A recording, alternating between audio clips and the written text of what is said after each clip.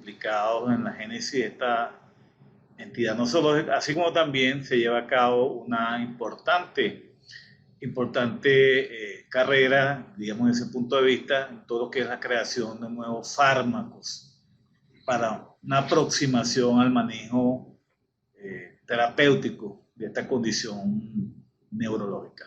Las motoneuronas de Bex o gigantoneuronas en el área frontal, corteza motora, envían axones a lo largo del tracto corticoespinal, cuestión básica que todos conocemos en neuroanatomía, y es lo que vamos a denominar de ahora en adelante motoneurona superior.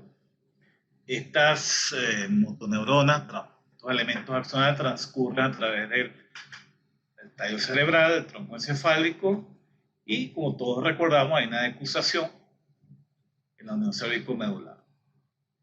Vamos a decusación motora con una sinapsis final en las astas anteriores de la médula espinal, conformando entonces así la motoneurona inferior. Esto es hartamente conocido por todos nosotros. ¿Qué pasa en la enfermedad de motoneurona? En este caso, si no menciono que no solamente la esclerosis lateral amiotrófica es la única condición asociada como enfermedad motora, existen otros tipos de enfermedades motoneuronas que no son necesariamente esclerosis lateral amiotrófica. Inclusive existen subtipos, formas y variantes de la esclerosis lateral amiotrófica. Vamos un poquito a la etiopatogenia de esta condición. Es una enfermedad que se caracteriza por una degeneración progresiva y a veces un poquito acelerada, bastante rápida, de las motoneuronas superiores e inferiores. No sabemos cuál es la ignición, cuál es el gatillo, cuál es el detonante, cuál es el desencadenante, cuál es el precipitante. Sin embargo, existen miles y miles de teorías. Inclusive muchos se han planteado, ¿es una neuronopatía o es una axonopatía o es una condición mixta? Eso también está como un puntal de investigación. Lo que sí es contundente, sobre todo en los últimos años, es el papel de los radicales libres, de algunas enzimas y algunos aminoácidos excitatorios, como por ejemplo glutamato, en el papel del estrés oxidativo que pudiera mediar la etiopatogenia y fisiopatología de esta enfermedad. Eso sí es contundente y quizás todos los elementos actuales van dirigidos hacia ese target. También debemos mencionar que hay un correlato genético, donde sabemos que en algunos casos, no siempre, pareciera haber un cambio en la estructura genética de estos pacientes, inclusive en algunos casos, cambios súbitos del material genético, lo que entendemos como mutación, ¿verdad? En este caso, mutación de genes que codifican para ciertas enzimas como la SODI1 o SODI, en la cual, fíjense la ubicación que tiene en la 21q22.1, y esta enzima está implicada intensamente y ampliamente en los procesos de eliminación de radicales libres y el manejo de zinc y cobre. La mutación de esta enzima, la SODI, estaría implicada en la génesis, en la probable génesis y fisiopatología entonces de esta condición de enfermedad de motoneurona, más específicamente esclerosis lateral amiotrófica.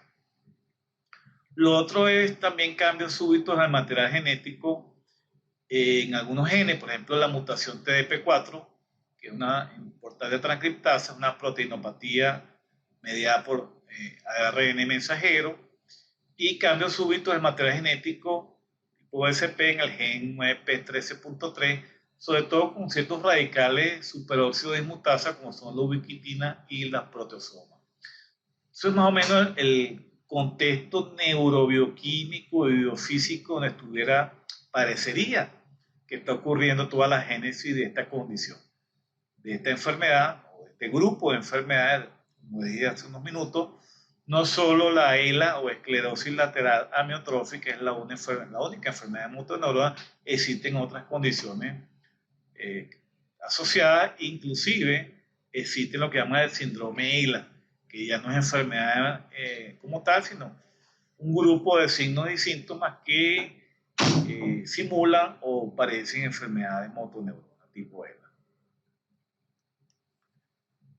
Una aproximación morfológica, y lo vemos prácticamente a diario en la clínica, hay una disminución del volumen y la cantidad de células como atrofia en el giro precentral.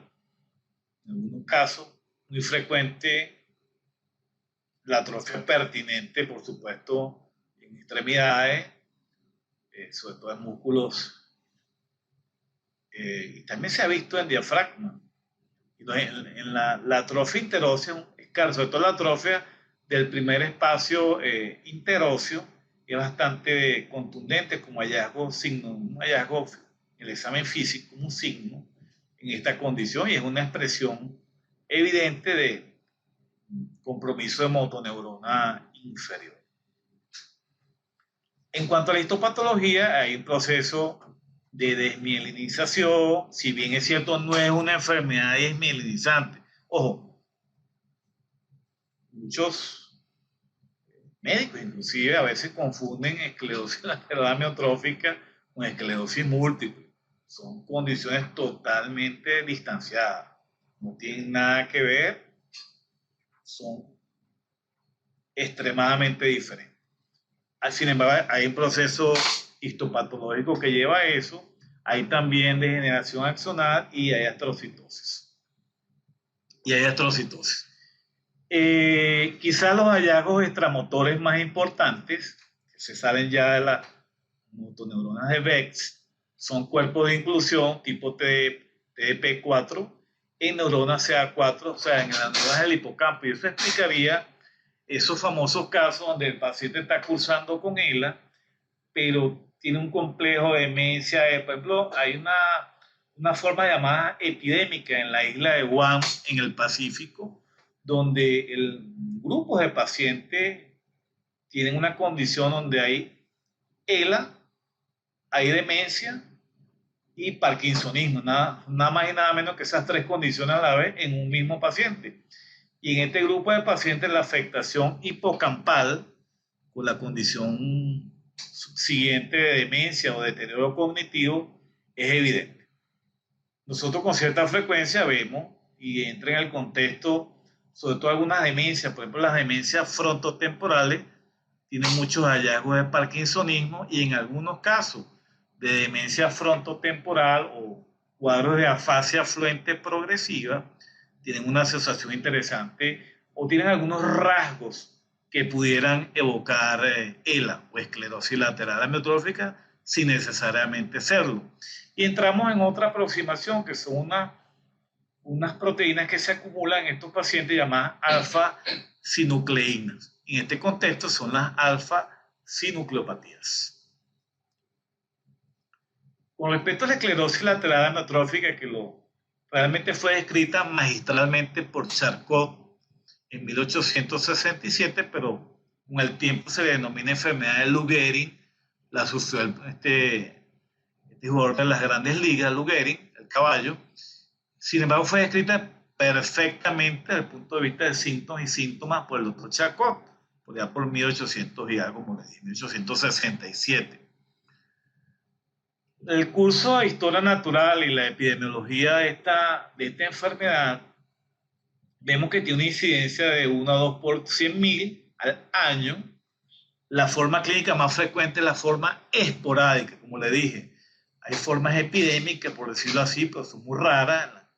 En la isla que le dije de Guam, en el Pacífico, donde son epidémicas realmente, y son ELAs asociadas a parkinsonismo y asociadas a demencia. Hemos visto casos donde hay esa superposición, ese overlap, sin embargo no es tan frecuente por estos predios. 10 a 15% de los casos son familiares. La sobrevida promedio es de 3 a 4 años, pudiendo ser menor. Hemos visto casos desde que hacemos el diagnóstico entre 9 meses y 1 año. Sin embargo, una sobrevida promedio se estima alrededor de 3 a 4 años.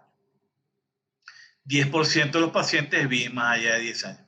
En mi práctica diaria tengo pacientes, el que más he tenido en promedio de duración de vida paciente llegó a los 12 años de sobrevida de que hicimos el diagnóstico inicial de esclerosis lateral amiotrófica. Es hacer notar que el debut de esta enfermedad es muy interesante. Muchas veces el paciente es visto como un túnel carpiano. Oye, este señor lo que tiene es un túnel carpiano. Resulta que a la larga, si uno no examina con detalle y no hace un interrogatorio selectivo, dirigido y orientado, se nos puede escapar, amén de otros hallazgos, pero es muy frecuente. No, comencé con molestia en una mano, una torpeza, un hormigueo, no, aunque no tiene manifestaciones sensitivas, pero se quejan de eso los pacientes de parestesia.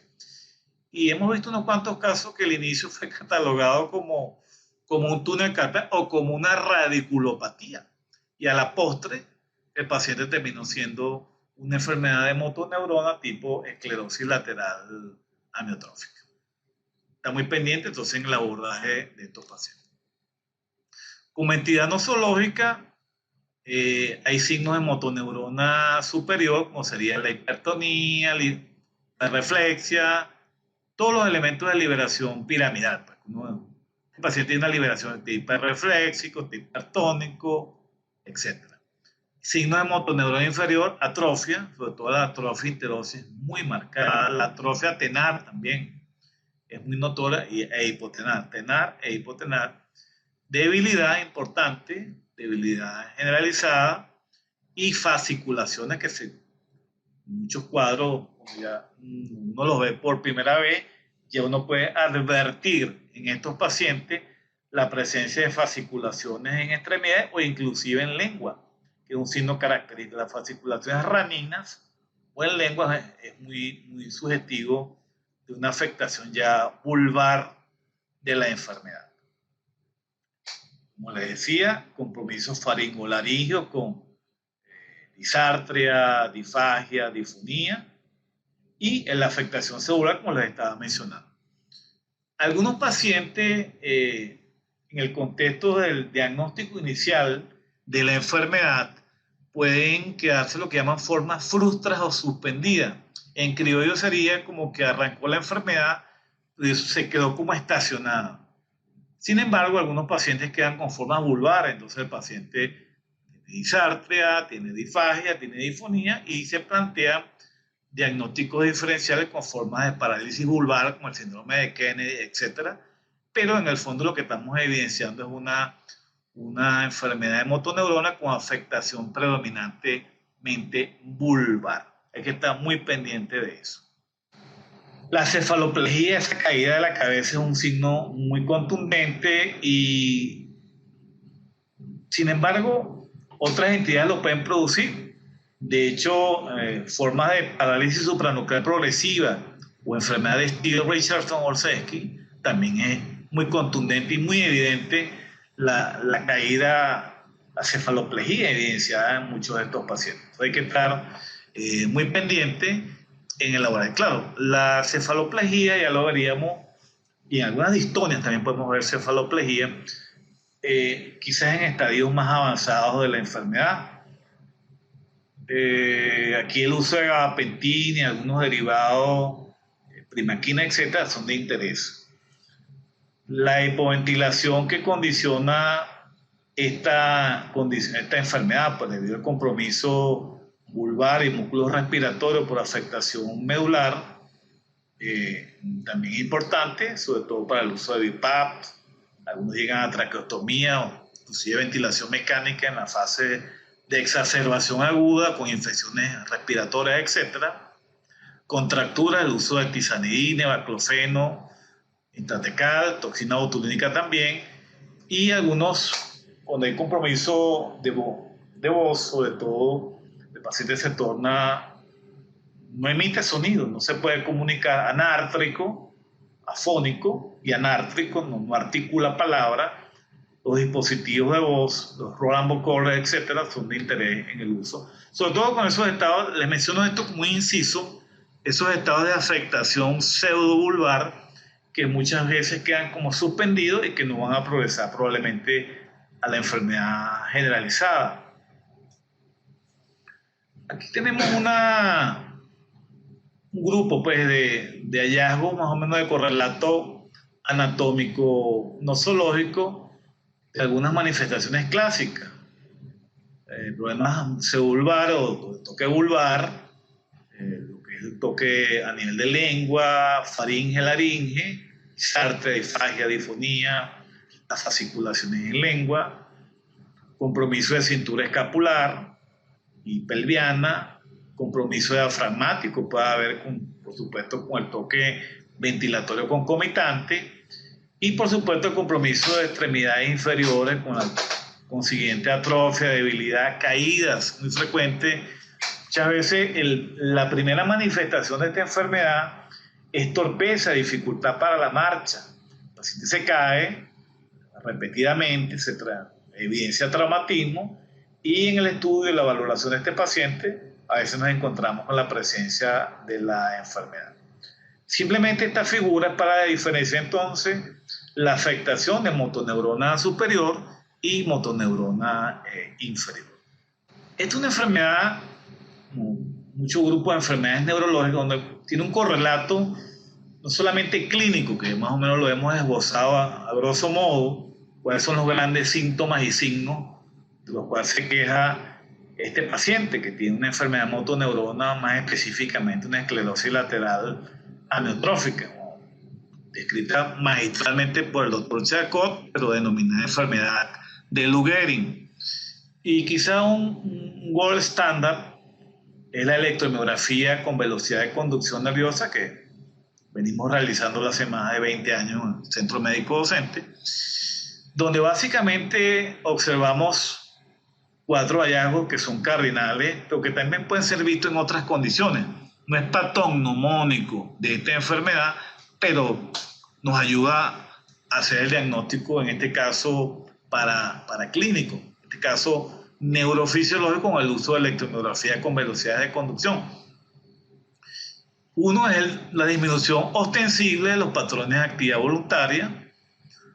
Evidentemente el paciente no puede hacer interferencia, no tiene fuelle, no tiene fuerza, no puede ejecutar un patrón de interferencia, está ausente. En estos pacientes uno le dice suba el brazo, suba el muslo, suba la pierna, y la aguja insertada en ese músculo no logra hacer una interferencia porque el paciente no tiene fuerza. En algunos casos es dramático realmente, porque detectamos inclusive que el paciente en cuestión simplemente no tiene actividad voluntaria, y es un paciente que puede estar confinado o a silla de ruedas o confinado inclusive a la cama, y en estados avanzados de la enfermedad, a pesar de que aún respire. Es un paciente con alta posibilidad de broncoaspiración, porque también hay debilidad de la musculatura faringolaringea, y es un paciente que generalmente se asocia a disfagia. O sea que el toque es un toque sistémico. Tener siempre en consideración, y si el toque es sistémico, es evidente que el manejo de esta condición es un manejo multidisciplinario, donde por supuesto el neurólogo lleva la batuta como director de orquesta, pero se tiene que apoyar en un equipo transdisciplinario o multidisciplinario para el manejo de esta condición de una manera adecuada. Un dato interesante que no es exclusivo de la esclerosis lateral amiotrófica, pero ayuda, es la presencia de denervación como potenciales de fibrilación, ondas agudas positivas, pero lo que sí es contundente es el hallazgo de fasciculación. Paciente, cuando introducimos el electrodo de aguja y encontramos fasciculaciones, altamente probable y sugestivo de que estamos ante la presencia de una enfermedad de motoneurona, muy posiblemente esclerosis lateral amiotrófica. Y la prolongación, cuando hacemos estudios de conducción nerviosa, la prolongación de las latencias motoras es muy evidente, sobre todo en etapas tempranas, y por eso les decía hace unos minutos, muchos pacientes cuando son vistos por vez primera por el médico, son catalogados como un síndrome de túnel del carpo o una radiculopatía cervical o lumbar, etc. Y ya estamos cursando con la enfermedad. Probablemente para ese entonces el paciente no tenga síntomas prominentes, ni vulvares, ni atrofia, ni otro elemento en cuestión, pero hay que estar muy pendiente que el debut de esta enfermedad puede ser oligosintomático. Entonces, en estos casos, nos apoyamos en cierta metodología para tratar de llegar a un diagnóstico más exacto. Pero sucede. Con eso no quiero decir que ahora que todos los síndromes de túnel del carpo o todas las radiculopatías son enfermedades de motoneurona. Les menciono esto como un contexto de experiencia que nos ha pasado en todos estos años. Nos ha sucedido. Lo hemos visto. Aquí tienen un caso típico de aquí, la unidad, de la sección de neurofisiología, en el Centro Médico Central de la Trinidad, donde tenemos una paciente de 80 y algo años de edad para la época, tendría 80 y pico años actual, quise decir, y ya para la época el mediano derecho era contundentemente, la velocidad se mantenía, estaban preservadas, fíjense ustedes, 388 de latencia para el mediano derecho y 444 una latencia prolongada para el mediano izquierdo. Esta paciente pudo haber sido catalogada como una ELA, como un túnel carpiano, pero oyendo a la paciente, oyendo a los familiares y un examen físico dirigido, selectivo, orientado, uno se percata que esto trasciende más allá de simplemente un túnel carpiano, es una latencia motora, en este caso del nervio mediano izquierdo, una latencia motora prolongada. Y esta paciente a la postre terminó siendo una esclerosis lateral neutral, por cierto. La paciente refería al estado Falcón, exactamente en la península de Paraguaná. Ya tuvo más o menos una sobrevida como de 14 meses aproximadamente. Señora Ochoa. La misma paciente en cuestión, vean, observen ustedes acá, donde dice EMG, que es la fase miográfica de la miografía. Recuerden que la electromiografía tiene dos fases. La fase de aguja, que se llama electromiografía, y la fase de conducción con electrodo, que es conducción nerviosa, se llama neuronografía. Simplemente lo llama electromiografía, pero tiene como dos grandes mecanismos de abordaje. Valorar la parte miográfica con aguja y valorar conducción con electrodo, con corriente. Fíjense ustedes que en este caso en cuestión no encontramos grandes elementos de inervación, no se vio fibrilación, no se vieron ondas agudas positivas, más sin embargo un decremento significativo de la actividad voluntaria en el reclutamiento y con un patrón de interferencia ausente, como les había mencionado en las láminas anteriores. Y cuando examinamos los nervios cubitales, las latencias estuvieron completas, los ulnares, completamente normales, cubital derecho e izquierdo con velocidades preservadas. Evidentemente, como todos sabemos, la enfermedad de motoneurona es una enfermedad básicamente que afecta el sistema motor, no se inmiscuye en la parte sensitiva, ergo los nervios medianos sensitivos, por técnica de conducción antidrómica, estuvieron completamente dentro de los límites normales. Noten ustedes aquí la fase miográfica y aquí en la parte superior pueden evidenciar que hay actividad voluntaria, pero una actividad voluntaria muy decrementada, muy disminuida, bastante reducida, y el patrón de interferencia, que es el patrón que se obtiene a la contracción máxima, está realmente ausente, lo cual es sugestivo de una enfermedad del neurovegetipo, enfermedad de motoneurona, en este caso una ELA. Es de hacer notar que en este momento que hicimos este estudio de esta paciente en cuestión, no evidenciamos fasciculaciones, que es un signo cardinal de la enfermedad. Lo que ven en la segunda lámina y tercera acá de la gráfica son los estudios de conducción que les hablé previamente. Ya mencioné sus latencias, estaban normales. La única latencia motora que encontramos alterada fue la latencia del nervio mediano del lado izquierdo.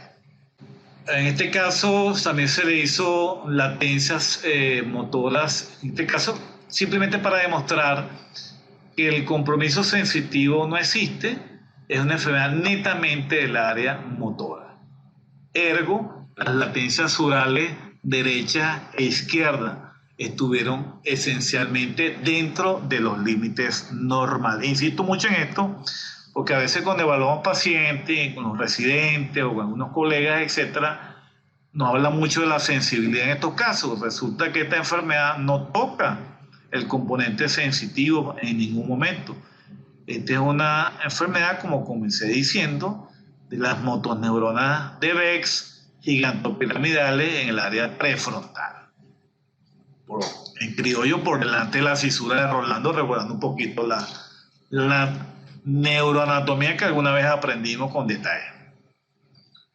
Aquí medimos miembros inferiores y las latencias de los nervios peroneos, nervios tibiales, bastante dentro del rango de la normalidad. Lo que le quiero expresar con esto es que muchas veces en estadios tempranos de la enfermedad no tenemos grandes hallazgos neurofisiológicos, son muy sutiles y sin embargo eso no descarta la enfermedad. ¿Qué quiero transmitir? El examen clínico, como todo en medicina, debe prevalecer la orientación clínica, un interrogatorio selectivo, dirigido, orientado y una historia médica meticulosa, adecuadamente recogida, reportada y donde la clínica, como siempre en medicina, debe prevalecer. Aquí tenemos las gráficas para los nervios surales con potenciales de buena amplitud. La parte de latencia que para el momento está preservada, sin embargo ya esta paciente está cursando con la enfermedad en cuestión. Insisto, el examen clínico debe prevalecer y la historia clínica de una manera adecuada. Otro elemento que nos encontramos es que es de ayuda porque es un paraclínico, nos complementa nuestro hallazgo clínico, son los hallazgos imagenológicos. Y hay ciertos detalles imagenológicos que nos pueden ayudar a tratar de dilucidar si esta paciente en cuestión ya está cursando con una enfermedad de motoneurona tipo esclerosis lateral amiotrófica.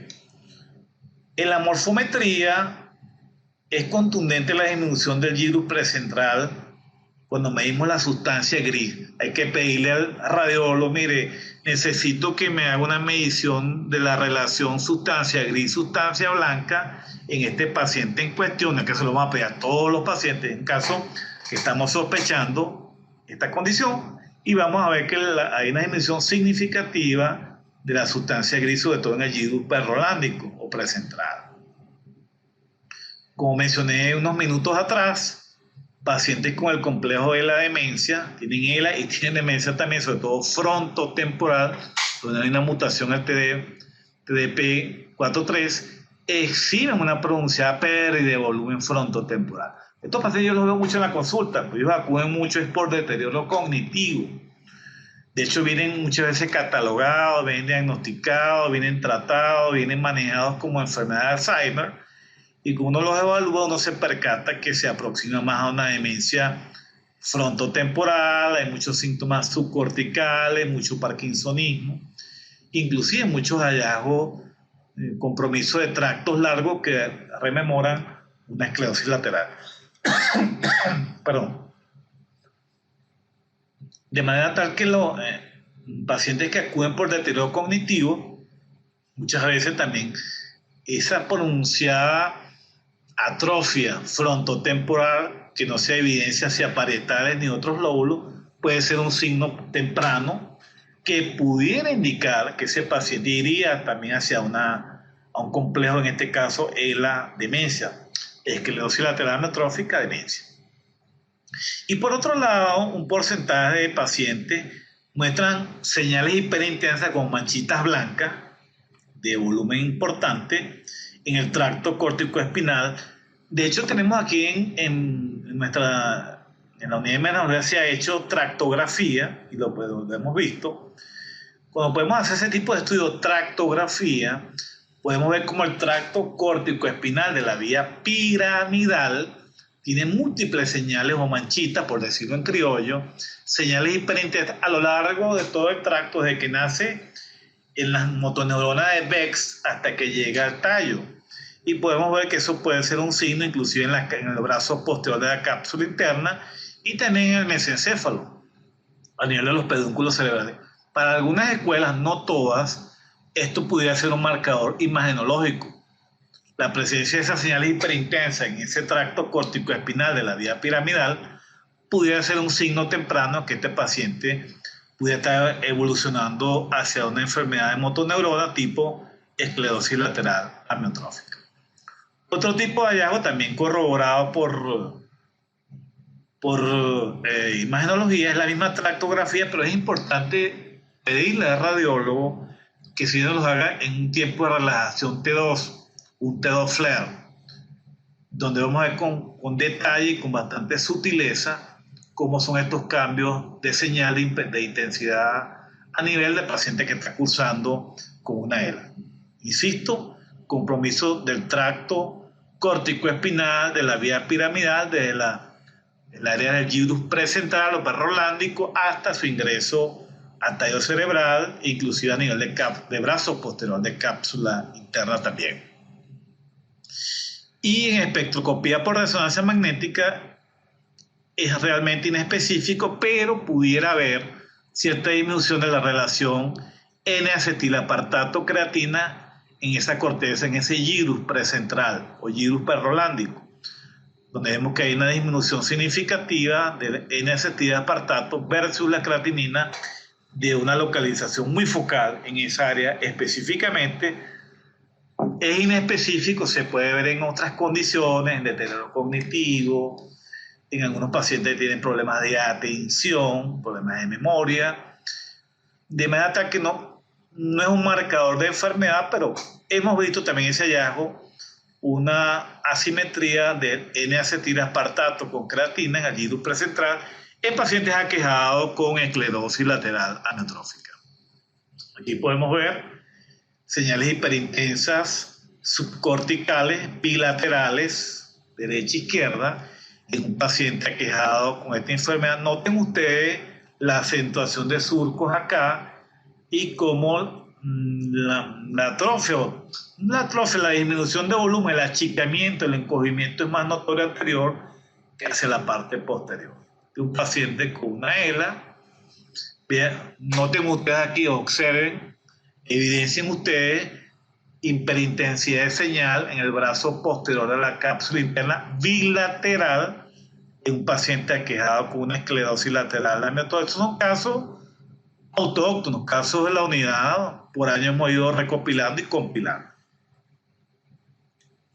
Aquí es contundente esas señales, ese par de señales hiperintensas en el brazo posterior de la cápsula interna de manera simétrica y bilateral, adyacentes a ambos tálamos. Aquí están los caudados y fíjense ustedes en ambos brazos posteriores de la cápsula interna esa señal hiperintensa. Aquí vemos señales hiperintensas bilaterales a nivel de mesencéfalo, a nivel de los pedúnculos cerebrales, y como les mencionaba, estas señales hiperintensas de esa locación puede ser sugestivo, un marcador imagenológico de esclerosis lateral amiotrófica o enfermedad de motoneurona.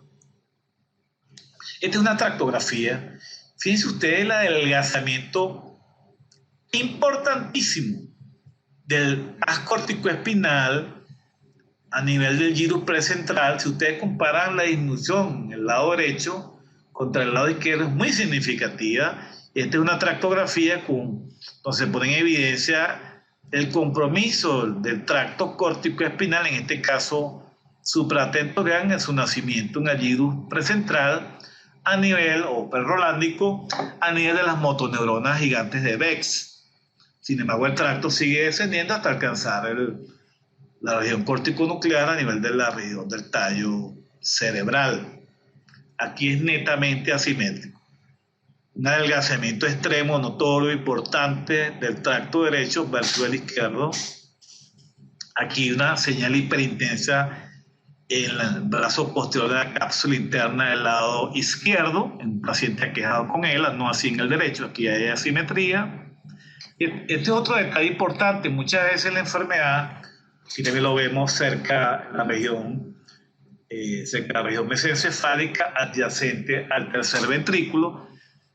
Eso quería notar con esto, y es que muchas veces, con mucha frecuencia, bastante frecuente, el inicio de la enfermedad es asimétrico.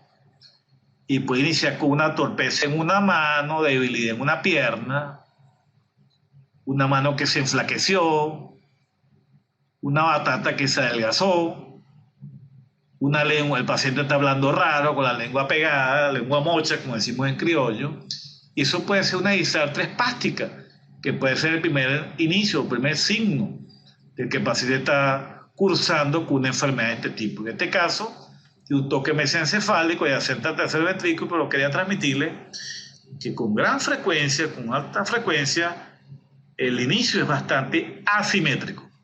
Ya en estado final o más avanzado de la enfermedad, generalmente una manifestación más simétrica.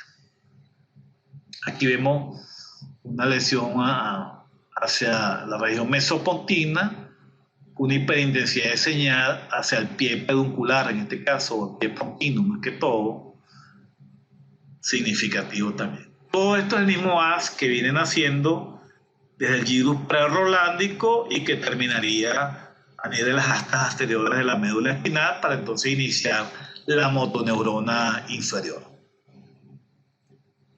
Aquí tenemos una lesión pontina rostral por encima del cuarto ventrículo, bastante central, una señal hiperintensa muy sugestiva en un paciente cursando, insisto, hemos tenido a veces por referencias, nos llegan pacientes referidos para valoración, para estudios neurofisiológicos, y muchas veces confunden enfermedad desmielinizante con enfermedad de motoneurona. Una es inflamatoria autoinmune, la otra es netamente degenerativa.